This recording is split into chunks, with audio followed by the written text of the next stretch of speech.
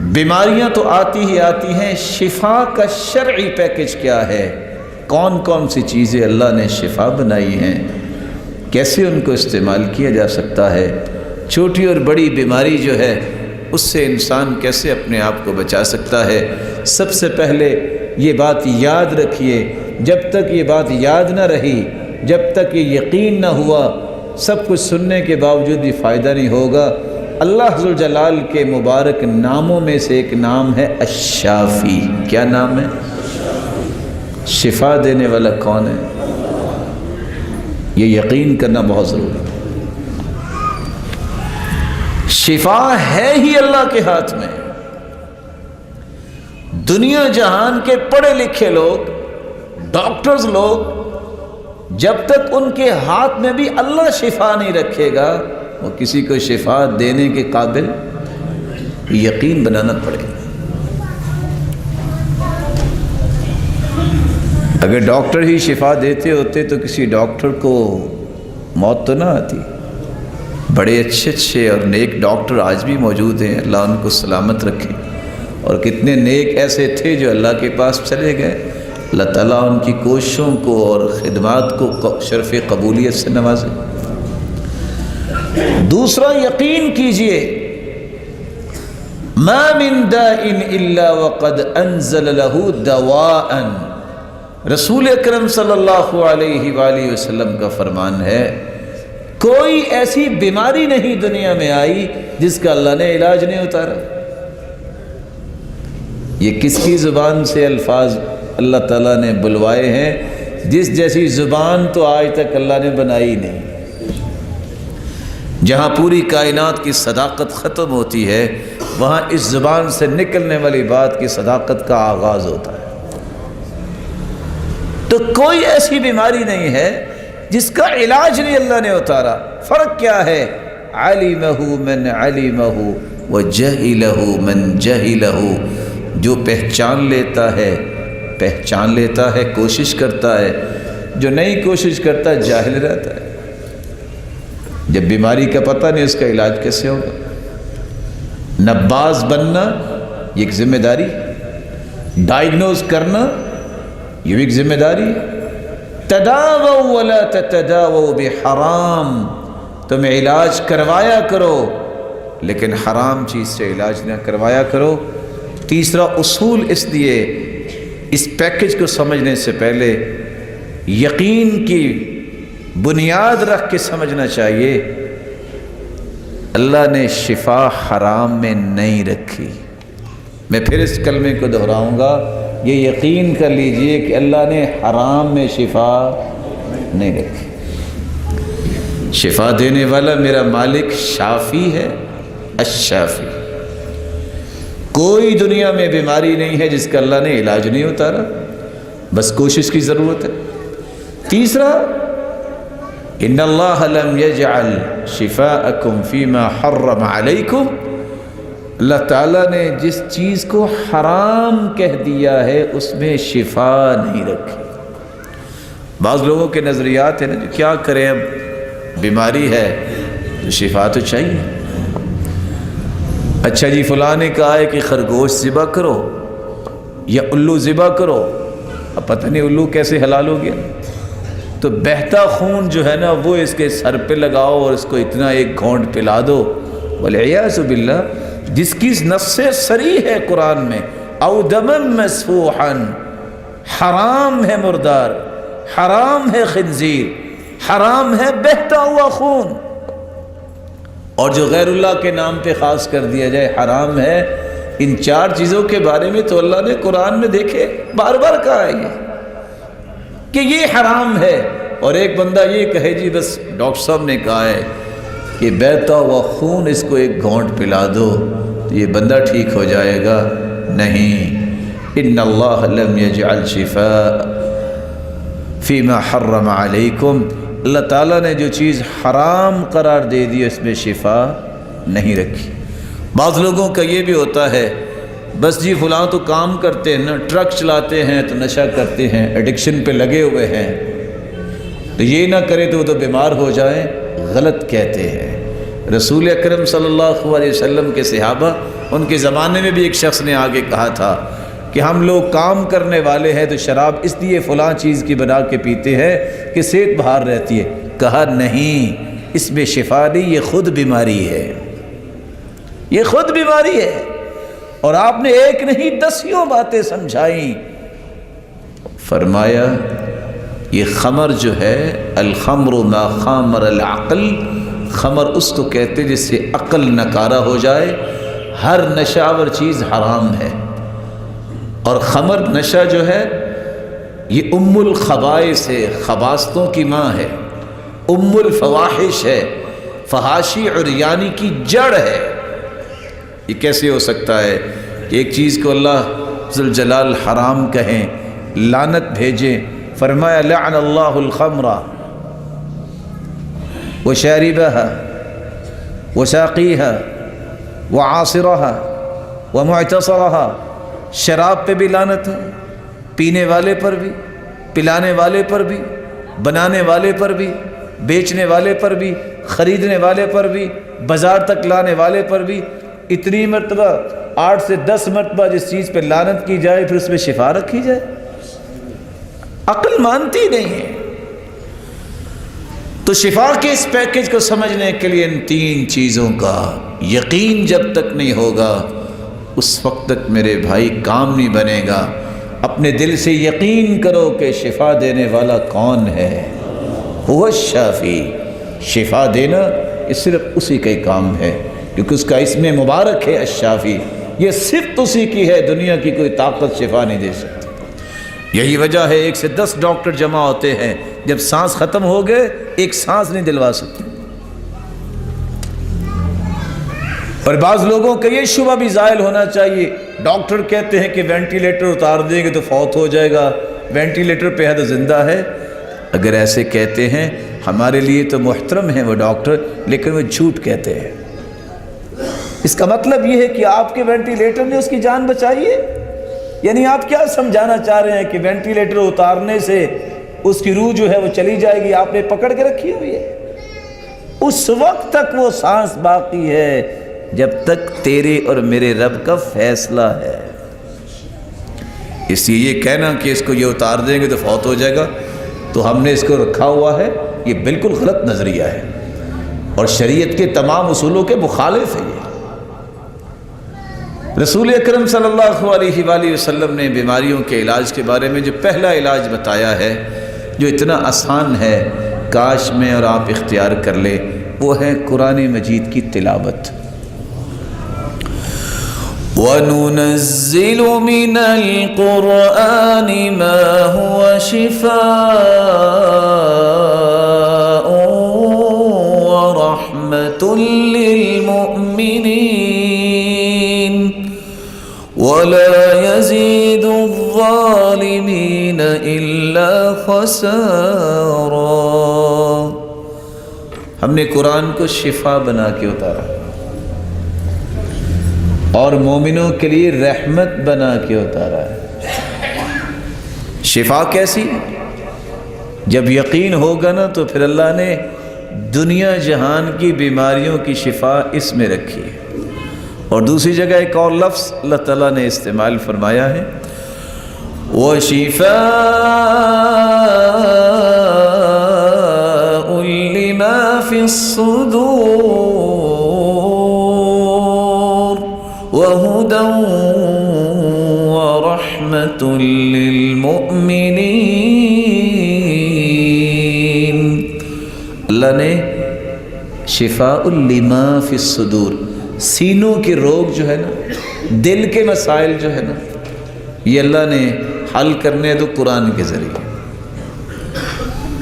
ہدایت بھی ہے، رحمت بھی ہے، لیکن دونوں آیتوں میں آپ دیکھیں گے ایک بات بیان کی گئی، اس پہ توجہ کیوں نہیں دیتا؟ رحمت للمؤمنین، رحمت للمؤمنین۔ شفا اور رحمت اور ہدایت یہ ذریعہ بنتا ہے مومنوں کے لیے۔ پہلے میں اور آپ مومن بنے، شفا کیسے نہیں ملے گی؟ اس شرط پہ کوئی غور نہیں کرتا، میں نے تو پڑھا ہے جی مجھے فائدہ نہیں ہوا۔ میرے بھائی پڑھا ہوگا، ایک مرتبہ اچھا سا وضو کر کے 2 رکعتیں پڑھ کے اللہ سے معافی مانگ لو، کوئی ایسا گناہ ہوگا جس کا آپ کو پتہ نہیں، اپنے آپ کو مومن کی صفت میں ڈھال لو، میرے رب کی کلام میں جھول نہیں ہو سکتا۔ اور تیسری جگہ بھی اللہ عز و جلال نے فرمایا قُلْ هُوَ لِلَّذِينَ آمَنُوا هُدًى وَشِفَاء، یہ مومنوں کے لیے ہدایت اور شفا ہے۔ اس کا مطلب یہ نکلا نا کہ قرآن سے علاج کروانے کے لیے سب سے پہلے کام کیا کرنا چاہیے؟ کیا جی؟ مومن بننا چاہیے۔ ڈاکٹر کی دوائی استعمال کرنے سے پہلے کچھ پرہیز کرنا پڑتا ہے، تو گناہوں سے بچ جاؤ مومنہ۔ آپ نے فرمایا اتق المحارم تکن اعبد الناس، اگر دنیا میں سب سے زیادہ آپ عبادت گزار بننا چاہتے ہیں تو اس کا طریقہ یہ ہے کہ آپ حرام چیزوں سے بچ جاؤ۔ جو حرام چیزوں سے بچ جائے گا وہ دنیا میں سب سے بڑا عبادت گزار ہے۔ تو شریعت نے علاج جو بتایا ہے وہ سب سے پہلا یہ ہے کہ آپ قرآن کی تلاوت کریں۔ رسول اکرم صلی اللہ علیہ وسلم تشریف لائے، سیدہ عائشہ رضی اللہ تعالی عنہا ان کے پاس ایک عورت بیٹھی تھی اور آپ اس کا علاج کر رہی تھی، تو آپ صلی اللہ علیہ وسلم نے کیا فرمایا؟ عالجیہا بکتاب اللہ، تم نے اس کا علاج کرنا ہے تو اللہ کی کتاب قرآن سے علاج کرو۔ خیر الدواء القرآن، بہترین علاج ہے ہی قرآن۔ رسول اکرم صلی اللہ علیہ وآلہ وسلم نے کتنی پیاری بات سمجھائی۔ روایت ہے صحیح بخاری کی 5007 اور پڑھنے والی ہے، کتابوں کے ترجمے ہو چکے ہیں۔ روشن چہروں میں آپ سے گزارش کروں گا گھروں میں کتابیں رکھو، ان کو پڑھا کرو۔ صحابہ کرام ایک راستے میں تھے، ایک لونڈی آئی اور آ کے کہتی ہے یہ سلیم قبیلے کا جو سردار ہے نا، اس کو بچھو نے کاٹ لیا ہے، اس کو بچھو نے کاٹ لیا ہے، کوئی ہے بھی نہیں ہمارے پاس، اب کریں کیا؟ آپ لوگ کو نیک ہی لگتے ہو، کوئی ہے آپ میں سے کوئی دم درود کرنے والا؟ ایک آدمی کھڑا ہوا، یعنی ایک اللہ عز و جلال کے پیغمبر کا ساتھی، صحابی کہتے ہیں ما کننا نأبنہ برقیۃ، ہمیں نہیں پتا تھا کہ وہ دم بھی کر لیتا۔ وہ گئے، انہوں نے جا کے دم چکیا، دم کر کے واپس آئے، اللہ عز و جلال نے انہیں صحت دے دی، انہوں نے 30 بکریاں بھی دی، ساتھ دودھ بھی پلایا، 30 بکریاں بھی دی، ساتھ دودھ بھی پلایا۔ جب واپس آئے تو صحابی کہتے ہیں ہم نے کہا اکنت تحسن رقیۃ، اور تو دم کیا کرتے ہو، یہ تمہیں پتا ہے دم کرنا؟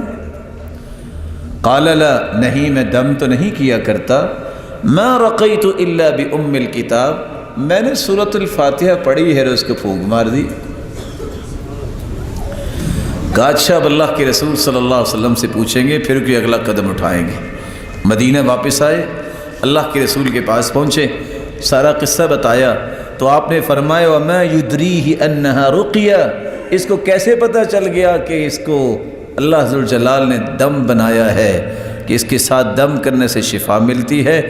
اقسموا واضربوا الی بسہم، اس کو کہو کہ یہ فاتحہ کس نے سکھائی تھی؟ اللہ کے رسول صلی اللہ علیہ وسلم نے فرمایا اس کو کہو میرا حصہ کدھر ہے؟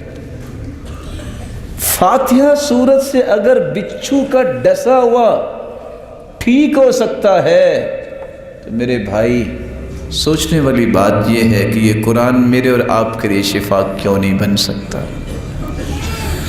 رسول اکرم صلی اللہ علیہ وآلہ وسلم نے بیماریوں کا ایک دوسرا علاج بتایا ہے جس کو آج بھی ڈاکٹروں نے امپروو کر دیا نا۔ یہ امپروو کیسے کیا انہوں نے؟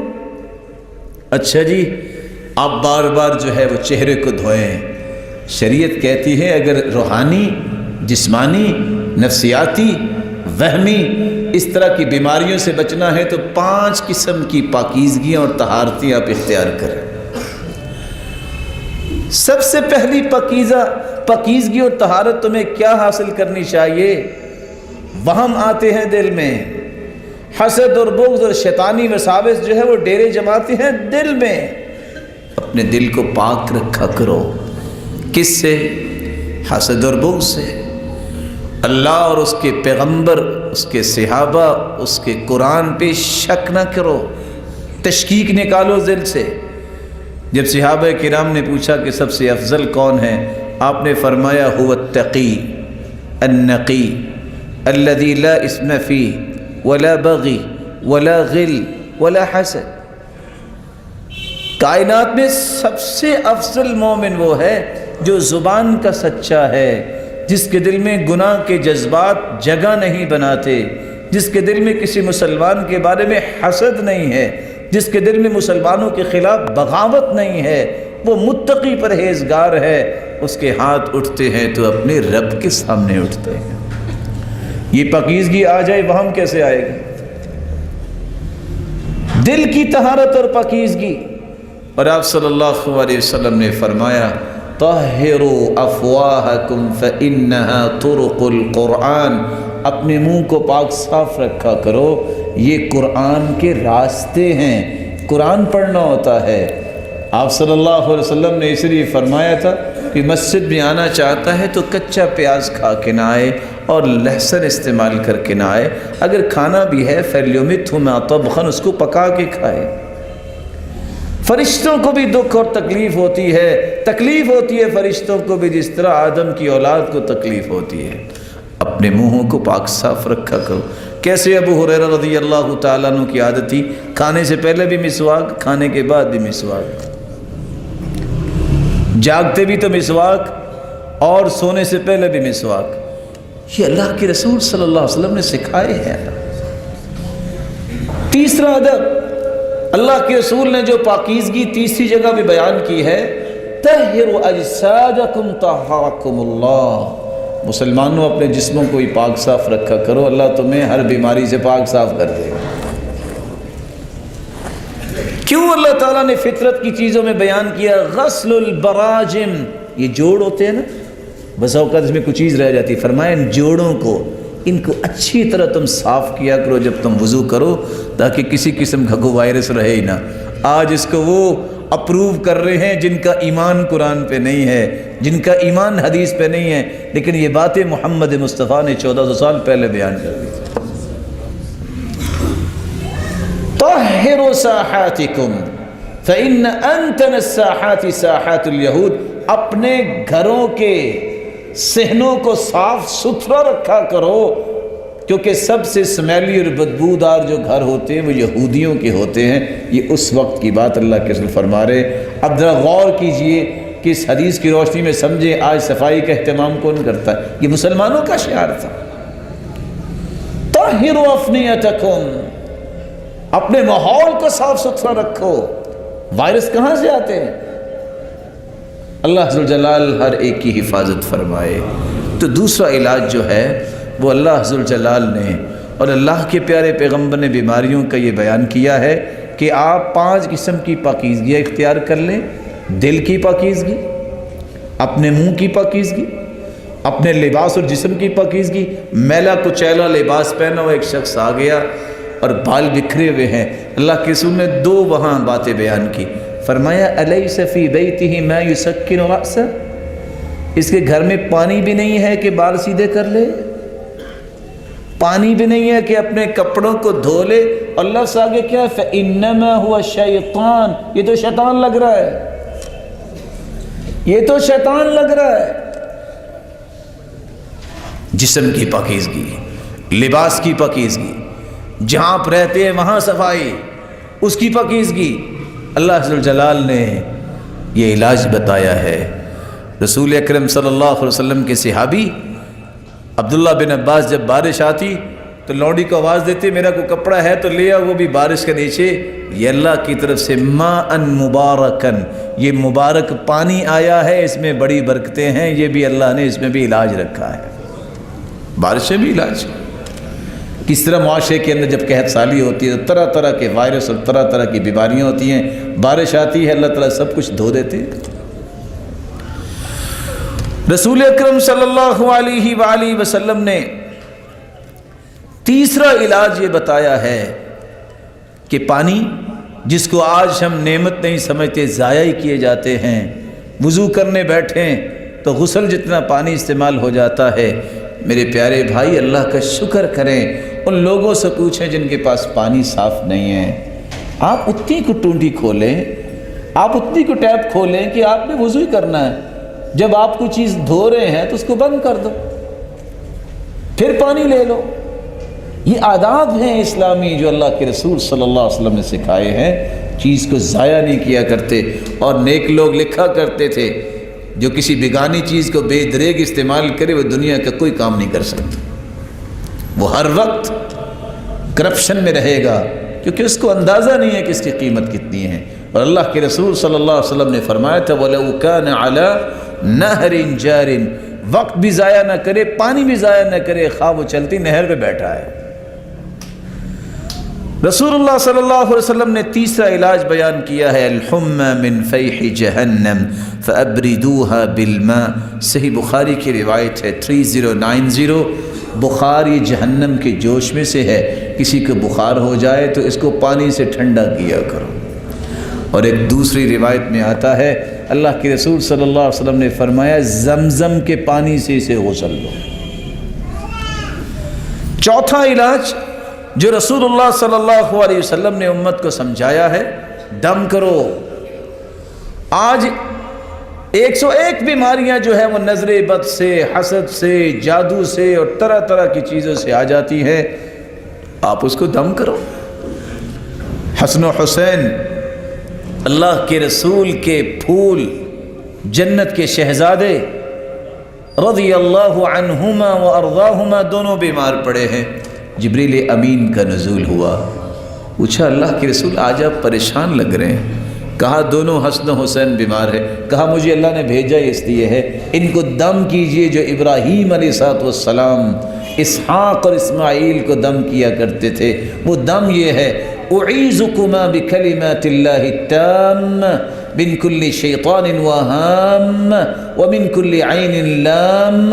یہ 3 کلمات پڑھ کے اللہ کے رسول نے دم کیا، فقام یلعبان، دونوں پھول اٹھے اور کھیلنے لگ گئے۔ یہ علاج امت کو سکھایا ہے۔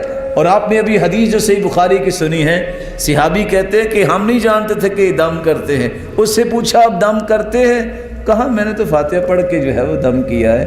تو ہر مسلمان کی یہ اپروچ میں ہے کہ سورہ فاتحہ تو یاد ہی ہے نا۔ امام ابن القیم کہتے ہیں میں سفر پہ نکلا، اس قدر مجھے آفتیں اور مصیبتیں آئیں، میرا بھی یقین بن چکا تھا میں جب بھی کوئی بیماری آتی سورہ فاتحہ پڑھ کے ہی دم کرتا، مجھے میرا رب شفا دے دیتا۔ یہ شافیہ ہے، شفا دینے والی ہے، یہ رقیہ ہے، اس کو پڑھ کے دم کرنے سے رب شفا دیتے ہیں۔ رسول اللہ صلی اللہ علیہ وسلم خود بیمار ہوئے، جبریل امین کا نزول ہوا، فرمایا اشتکیت یا محمد صلی اللہ علیہ وسلم، اللہ کے محبوب آپ بیمار ہیں؟ کہا جی ہاں۔ تو جبریل، دم جبریل جس کو آج ہم کہتے ہیں، کہا مجھے اللہ نے بھجوایا ہے، بسم اللہ ارقیک من کل شیء یؤذیک من شر کل نفس او عین حاسد، بسم اللہ ارقیک واللہ یشفیک۔ بسم اللہ ارقیک، جبریل فرماتے ہیں میں اللہ کے نام کے ساتھ آپ کو دم کرتا ہوں۔ من کل شیء یؤذیک، ہر اس چیز سے جو آپ کو تکلیف دے رہی ہے۔ من شر کل نفس، ہر جان کی شرارت سے، او عین حاسد، کسی حاسد کی نظر سے اگر آپ کو تکلیف ہو رہی ہے، بسم اللہ ارقیک واللہ یشفیک، اللہ کا نام لے کے میں دم کرتا ہوں، اللہ آپ کو شفا دے دے۔ اللہ کے رسول صلی اللہ علیہ وسلم نے امت کو سکھا دی۔ رسول اکرم صلی اللہ علیہ وآلہ وسلم امت کو یہ سکھاتے ہیں کہ آخری 2 سورتیں پڑھ کے دم کیا کرو، بلکہ حکم دیا، امرنی رسول اللہ صلی اللہ علیہ وسلم ان اقرأ المعوذتین بعد کل صلاة، ہر نماز کے بعد 2 سورتیں، قل اعوذ برب الفلق اور قل اعوذ برب الناس، یہ پڑھا کرو۔ اور سیدہ عائشہ رضی اللہ تعالیٰ عنہ فرماتی ہیں کہ یہ صورتیں جب نازل ہوئی، پھر جب بھی بیمار ہوتے اللہ کے رسول تو یہ پڑھ کے اپنے آپ کو خود دم کیا کرتے۔ اور اگر آپ غور کریں گے تو ان 2 صورتوں کی 11 آیتیں ہیں۔ کتنی آیتیں ہیں؟ آپ صلی اللہ علیہ وسلم کو جب جادو کیا لبید بن عاصم یہودی نے، تو جبریل امین کا نزول ہوا اور انہوں نے آ کے خبر دی اللہ ذو الجلال کی طرف سے کہ لبید بن عاصم یہودی نے جادو کیا ہے اور ایک گڑیا بنا کے 11 سوئیاں لگا کے بئر زروان نامی کنویں کے اندر 2 پتھروں کے درمیان گابے میں رکھا ہے۔ تو سیدنا علی رضی اللہ تعالیٰ عنہ کو بھیج کے منگوایا، 11 ہی سوئیاں تھیں اور 11 ہی آیتیں اتری ہیں۔ ایک سوئی نکالتے، ایک آیت پڑھتے، پھر زندگی میں دوبارہ وہ تکلیف نہیں ہوئی۔ اور میں آپ سے ادباً گزارش کروں گا، زندگی کا معمول بنائیے، ہر نماز کے بعد یہ 2 صورتیں پڑھیں، اللہ نظر بد سے بھی اور جادو ٹونے سے بھی حفاظت فرمائیں گے۔ رسول اکرم صلی اللہ علیہ وآلہ وسلم جب بھی ان کے پاس کوئی مریض لایا جاتا یا کوئی مریض ہوتا تو آپ عیادت کے لیے جاتے تو آپ صلی اللہ علیہ وآلہ وسلم اسے دم کیا کرتے اور اسے دعا دیا کرتے، اور دعا یہ ہوتی: اذهب البأس رب الناس واشف انت الشافی لا شفاء الا شفاؤک شفاء لا یغادر سقما۔ اذهب البأس رب الناس، اے لوگوں کے پالنے والے اس کی بیماری کو لے جا، واشف انت الشافی، اس کو شفا دے دے، میرے مالک تو ہی تو شفا دینے والا ہے۔ لا شفاء الا شفاؤک شفاء لا یغادر سقما، تیری شفا کے بغیر کوئی شفا ہو نہیں سکتی، جب تو نے شفا دے دی تو کوئی بیماری رہے گی نہیں۔ آپ صلی اللہ علیہ وآلہ وسلم نے فرمایا جب انسان کسی کے پاس آتا ہے اور وہ بیمار ہے، صدق کے دل سے 7 مرتبہ یہ پڑھ کے اس کو دم کر دو: اسأل اللہ العظیم رب العرش العظیم ان یشفیک۔ اگر اس کی موت نہیں لکھی ہوئی تو اللہ اسے شفا ضرور دیں گے۔ اسأل اللہ العظیم رب العرش العظیم ان یشفیک۔ اسأل اللہ العظیم، میں اپنے عظیم رب سے سوال کرتا ہوں، رب العرش العظیم، جو عرش عظیم کا بھی رب ہے، ان یشفیک، اللہ تجھے شفا یاب کر دے۔ لیکن اس کے لیے میں پھر وہی اصول یاد کروانا چاہوں گا، جب تک یقین نہیں کہ شفا کس کے ہاتھ میں ہے اس وقت تک کام نہیں بنتا۔ جس حکیم پہ یقین نہیں ہوتا اس کی پڑیا اثر نہیں کرتی۔ رسول اکرم صلی اللہ علیہ وآلہ وسلم نے صحابہ کو اور قرآن نے پوری مخلوق کو یہ کہا ہے کہ شہد میں بھی شفا ہے۔ 5واں علاج قرآن مجید میں اللہ رب العزت فرماتے ہیں: وَأَوْحَى رَبُّكَ إِلَى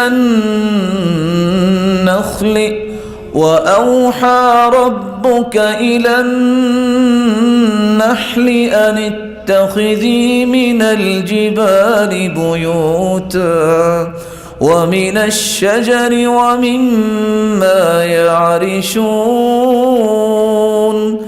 ثم كلي من كل الثمرات فاسلكي سبل ربك ذللا يخرج من بطونها شراب مختلف ألوانه فيه شفاء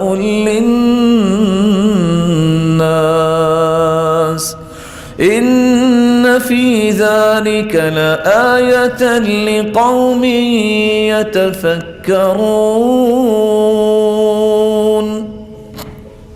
شہد کی مکھی، یہ جو شہد بناتی ہے، فیہ شفاء للناس، اللہ نے اس میں شفا رکھی ہے، للناس، تمام لوگوں کے لیے۔ ہوا یہ کہ رسول اللہ صلی اللہ علیہ وسلم کے زمانے میں صحیح بخاری کی روایت ہے 5360، ایک شخص آ کے کہتا ہے کہ میرا بھائی بیمار ہے، اس کے پیٹ میں تکلیف ہے۔ آپ نے فرمایا اسقہ عسلا، جاؤ اسے شہد پلاؤ۔ یہ صحیح بخاری کی روایت ہے۔ کہا پلایا تو ہے لیکن آرام نہیں آیا، فرمایا اسقہ عسلا، جاؤ اسے شہد پلاؤ۔ تیسری مرتبہ آیا، فرمایا اسقہ عسلا، اس کو شہد پلاؤ۔ آ کے کہتا ہے اللہ کے رسول ایسا تو نہیں ہو سکا۔ فرمایا صدق اللہ وکذب بطن اخیک، میرے رب نے سچ کہا ہے، تیرے بھائی کا پیٹ جھوٹ بول رہا ہے، یقین کر کے کھلاؤ۔ جا کے کھلایا اور آ کے کہتا ہے رسول اللہ صلی اللہ علیہ وسلم سے، کیا کہتا ہے؟ فسقاہ فبرأ، اللہ کے رسول میں نے جب اب جا کے کھلایا ہے تو اللہ نے اسے شفا دے دی۔ اور امام ابن القیم رحمۃ اللہ علیہ کہا کرتے تھے جس کو قرآن اور شہد شفا نہیں دیتا اس کو شفا پھر کہاں سے ملے گی؟ اللہ عز و جلال نے اس میں، امام قرطبی فرماتے ہیں فَكَانُوا يَسْتَشْفُونَ بِالْعَسْلِ مِنْ كُلِّ الْأَوْجَاعِ وَالْأَمْرَاضِ، ہر قسم کی بیماریوں کا علاج سلف کیا کرتے تھے شہد سے۔ وَكَانُوا يُشْفَوْنَ مِنْ عِلَلِهِمْ بِبَرَكَةِ الْقُرْآنِ وَبِصِحَّةِ التَّصْدِيقِ وَالْإِيقَانِ، لوگ قرآن سے بھی شفا لیتے، شہد سے بھی، اور برکت ان کو تب ملتی جب وہ قرآن کو سچا مانتے اور یقین کر لیتے۔ چھٹا علاج جو شریعت نے بیان کیا ہے، عجوہ کھجور جو 7 صبح کے وقت کھا لیتا ہے، من تصبح كل يوم 7 تمرات عجوہ لم يضره في ذلك اليوم سم ولا سحر، صحیح بخاری کی روایت ہے 5445، جو صبح کے وقت 7 کھجوریں عجوہ کی استعمال کر لیتا ہے، سارا دن نہ اسے کوئی زہریلا جانور اثر کرے گا اور نہ اس پہ جادو ہوگا۔ میری باتوں پہ پھر ذرا غور کیجئے گا، سمن ولا سحر، سم زہر، یہ وائرس کیا ہے، یہ کیمیکلز کیا ہیں؟ اصح الکتب بعد کتاب اللہ العزیز، قرآن کے بعد سب سے اوتھینٹک کتاب تمام امت اسلامیہ کے نزدیک وہ صحیح بخاری ہے، پھر صحیح مسلم ہے۔ یہ 7 کھجوریں کھا لیتا ہے۔ اور دوسری روایت میں آتا ہے رسول اکرم صلی اللہ علیہ وآلہ وسلم نے فرمایا من اکل 7 تمرات عجوہ، جو 7 کھجوریں صبح تک کھا لے، لم يضره يومه ذلك شيء، نکرہ استعمال ہوا ہے، صبح کھا لے شام تک اسے کوئی بھی چیز کبھی نقصان نہیں دے سکتی، حتی یمسی، جب تک شام نہ ہو جائے، اور شام کو کھا لے حتی یصبح، مسند احمد کی روایت ہے، صبح تک اسے کوئی چیز نقصان نہیں دیتی۔ بلکہ آپ صلی اللہ علیہ وسلم نے تو ایک اور بات امت کو کہہ دی، فرمایا خیر تمراتکم البرنی، یہ برنی کھجور جو ہے، آپ نے شاید اللہ تعالیٰ آپ سب کو اپنے گھر لے جائے، وہاں جا کے آپ رنگ برنگی کھجوریں دیکھیں گے اور کھائیں گے، آمین کہنے میں حرج کوئی نہیں، اللہ آپ سب کو لے جائے۔ فرمایا بہترین کھجور کھجوروں میں سے وہ برنی ہے، اور یہ کون سی کھجور ہوتی ہے؟ ضرب من التمر احمر مشرب بصفرہ، سرخ رنگ کی تو ہوتی ہے لیکن اس پہ زرد رنگ بھی ہوتا ہے، اور اس کا جو چھلکا ہے وہ بہت زیادہ ہوتا ہے، اور اللہ تعالیٰ نے اس کے اندر مٹھاس بھی رکھی ہے۔ یہ برنی کھجور کھانے سے رسول اکرم صلی اللہ علیہ وسلم نے فرمایا یذہب الداء ولا داء فی، صحیح الجامع کی روایت ہے 3303، اس کے اندر اللہ نے بیماری رکھی نہیں ہے لیکن یہ اس ہر بیماری کا علاج رکھ دیا ہے۔ اس 7واں علاج زمزم کا پانی بیماریوں کے لیے بہت بہترین علاج ہے، ماء زمزم لما شرب له، رسول اللہ صلی اللہ علیہ وسلم نے فرمایا، صحیح مسلم کی روایت ہے 2473، زمزم جس نیت سے پیو گے وہ نیت اللہ پوری کر دیں گے۔ اور آپ صلی اللہ علیہ وسلم نے فرمایا زمزم طعام طعم و شفاء سقم، زمزم خوش ذائقہ بھی ہے اور بیماریوں کے لیے شفا بھی ہے۔ 3578 صحیح الجامع کی روایت ہے۔ یہ ایک چھوٹا سا قصہ میں آپ سے شیئر کروں گا۔ ریاض کے اندر جس طرح آج ہمارے بھی ملک میں وطن عزیز کے اللہ حفاظت فرمائے فوجی فاؤنڈیشن ہاسپٹل ہے، وہاں اس کو تو نہیں پتہ تھا شیخ خالد الجبیر کو بہت معروف ڈاکٹر ہیں اور وہ درس بھی دیتے۔ اتفاق سے جاءت پاکستانیہ ایک پاکستانی عورت آئی، وہ بھی ہے سرطان، اس کو کینسر کی تکلیف تھی، فاجریت لها الفحوصات الطبیہ، تو میں نے اس کی جب رپورٹس لی تو آخری سٹیج پہ تھا۔ کہا کہ تم ہفتے کو آنا، ٹائم جو طے تھا وہ نہیں آئی، سوچا کہ نہ جانے کیا بنا، اللہ نہ کرے رب کے پاس نہ چلی گئی۔ ایک ہفتہ 2 ہفتے کے بعد اسسٹنٹ کی کال آئی، یا شیخ ڈاکٹر جاید پاکستانی ہے، وہ پاکستانی عورت آ گئی۔ تو میں نے کہا ہاں طیب ارسلھا الی، بھیجو ذرا اسے۔ والد کے ساتھ وہ آئی، فاجریت لها الفحوصات الطبیہ، میں نے دوبارہ اس کی رپورٹس لی، واللہ ما بها شیء، اللہ کی قسم کینسر نام کی کوئی چیز نہیں تھی۔ میں نے کہا شاید مجھ سے کوئی غلطی نہ ہوگی ہو، دوبارہ چیک کیا کوئی چیز نہیں تھی۔ نے پوچھا کیا کیا تم نے؟ کہا جب آپ نے کہا آخری سٹیج، ہم نے سمجھا یہاں بھی موت آنی ہے تو بہتر یہ ہے مکہ ہی آ جائے۔ وہاں پہنچے، صرف طواف کیا اور زمزم پیا ہے، اللہ نے شفا دے دی۔ ماء زمزم لما شرب له، زمزم میں اللہ نے یہ طاقت رکھی ہے کہ ہر بیماری کا علاج اس سے ہو جاتا ہے۔